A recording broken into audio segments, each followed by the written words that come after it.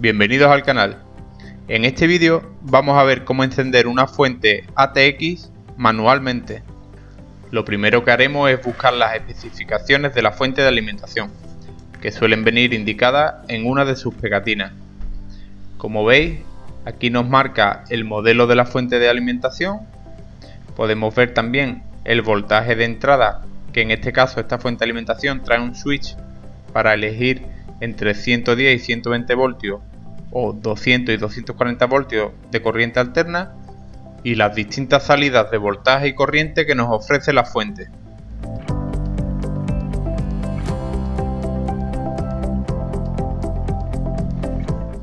La mayoría de fuentes de alimentación suelen traer uno o varios ventiladores instalados para mejorar la refrigeración.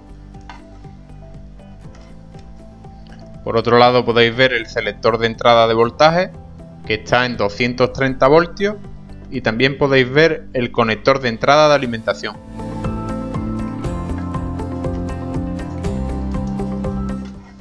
Este es el conector principal de 24 pines, también lo podemos encontrar en algunos modelos de 20 pines, que va conectado a la placa madre. Este modelo trae los hilos de 12 voltios en color blanco, cuando lo más normal es que lo traiga de color amarillo. Lo primero que vamos a mirar es que este cable verde, el PS-ON, tenga un voltaje de entre los 3 a los 5 voltios, es la señal de encendido. Y por otro lado, el cable de color morado debe tener los 5 voltios de standby. Así que antes de realizar el encendido manual, lo que vamos a hacer es conectar nuestra fuente de alimentación a la toma de corriente, en mi caso 220 voltios en corriente alterna, y vamos a medir con nuestro multímetro en la función de voltaje en continua que tenemos los 5 voltios en standby y un voltaje de entre 3 a 5 voltios en el hilo de color verde, el PS-ON. La punta negra del multímetro la vamos a conectar a cualquier hilo de color negro, y con la punta roja del multímetro vamos a realizar mediciones en el cable de color verde y en el cable de color morado. Como he mencionado anteriormente, el cable de color morado es el cable destinado a la fuente de standby y debe tener un voltaje mínimo de 4.75 voltios y un voltaje máximo de 5.25 voltios. Como podéis ver, me ha dado una lectura correcta, ya que está dentro de los valores. Ahora vamos a realizar la medición en el cable de color verde, el PS-ON. Este cable es la señal de encendido. Debe tener un voltaje de entre los 3 a los 5 voltios. Como nuestro voltaje está dentro del rango que he especificado, quiere decir que nuestra fuente debe encender correctamente. Una vez comprobados los dos voltajes necesarios para que nuestra fuente de alimentación encienda correctamente, con ayuda de un cable vamos a conectar uno de sus terminales en cualquiera de los cables de color negro del conector, y otra punta la conectaremos en el cable de color verde, el PS-ON, que hemos medido anteriormente con el multímetro. Una vez que hemos conectado el puente, vamos a conectar a la toma de corriente nuestra fuente de alimentación, y seguidamente debemos ver que el ventilador ya empieza a funcionar. Lo correcto para probar la fuente de alimentación sería conectarle una carga, pero en este caso vamos a hacer una prueba con el multímetro.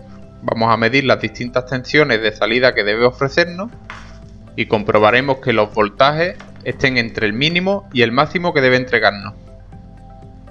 Igual que hicimos anteriormente, vamos a conectar la punta negra del multímetro en cualquiera de los hilos negros del conector, y con la punta de color rojo realizaremos las mediciones. Primero vamos a comprobar que tenemos los 5 voltios. Los podemos encontrar en distintos pines de la placa, como podéis ver en el esquema. Y el voltaje mínimo que debemos obtener es 4.75 voltios y el máximo 5.25. Como nuestro voltaje está dentro del mínimo y el máximo, podemos decir que es un voltaje correcto. Ahora vamos a realizar una medición en el cable de color gris, el PowerGood. Si aquí obtenemos los 5 voltios, como podéis ver en el display del multímetro, esto quiere indicarnos que la fuente reconoce todos los voltajes de salida. Quiere decir que nuestra fuente funciona correctamente. Y para que veáis que esto es así, vamos a seguir probando los distintos voltajes. En el pin número 10 y 11, cable amarillo, que en este caso es el blanco, debemos obtener un voltaje de entre 11.4 a 12.6 voltios. Y conectando a los cables de color naranja, la salida de 3.3 voltios, debemos obtener un voltaje de entre 3.14 a 3.47 voltios. También podemos probar el cable de color azul, que es el menos 12 voltios, y debe estar dentro de los voltajes que he indicado en la tabla. Y por último, midiendo en el cable de color morado, debemos obtener el voltaje cercano a los 5 voltios de standby.